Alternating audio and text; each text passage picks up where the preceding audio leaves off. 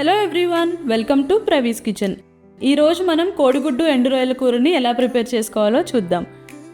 ముందుగా ఒక బౌల్లో వాటర్ని వేసుకొని 6 ఎగ్స్ని వేసి బాయిల్ చేసుకొని పైన షెల్ని పీల్ చేసి ఇలా ఘాట్లు పెట్టి పక్కనుంచుకోవాలి.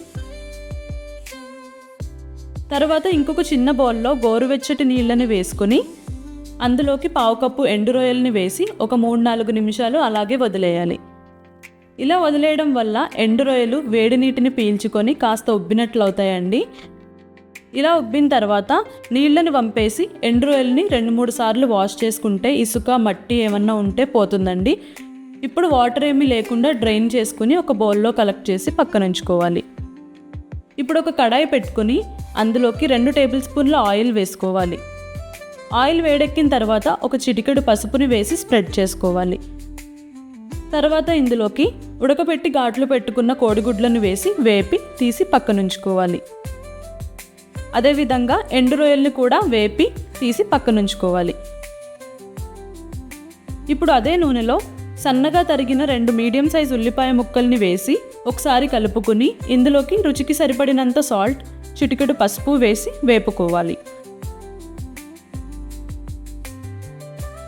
ఉల్లిపాయ ముక్కలు ఇలా వేగిన తర్వాత ఇందులోకి చిన్న ముక్కలుగా కట్ చేసి పెట్టుకున్న 2 టొమాటోల ముక్కల్ని వేసి కలుపుకోవాలి.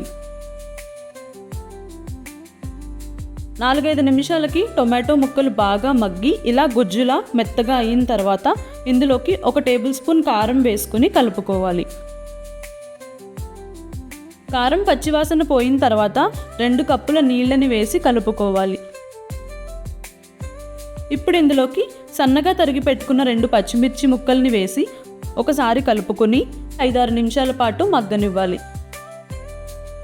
5-6 నిమిషాల తర్వాత ముందుగా ఫ్రై చేసి పెట్టుకున్న కోడిగుడ్లను వేసి 3-4 నిమిషాల పాటు కుక్ చేసుకోవాలి.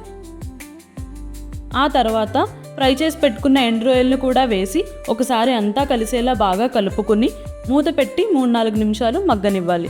ఇప్పుడు మూత తీసిన తర్వాత కన్సిస్టెన్సీ ఈ విధంగా ఉన్నప్పుడు స్టవ్ ఆఫ్ చేసుకుని సర్వ్ చేసుకోవడమే. స్టవ్ ఆఫ్ చేసినప్పుడు ఇది కాస్త పలచగా ఉన్నట్లే అనిపిస్తుందండి, కానీ చల్లారే కొద్దీ చిక్కబడుతుంది.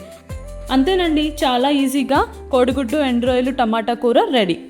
ఇందులోకి మసాలాలు కానీ అల్లం వెల్లుల్లి పేస్ట్ కానీ కొత్తిమీర కానీ ఏమీ వేయక్కర్లేదండి.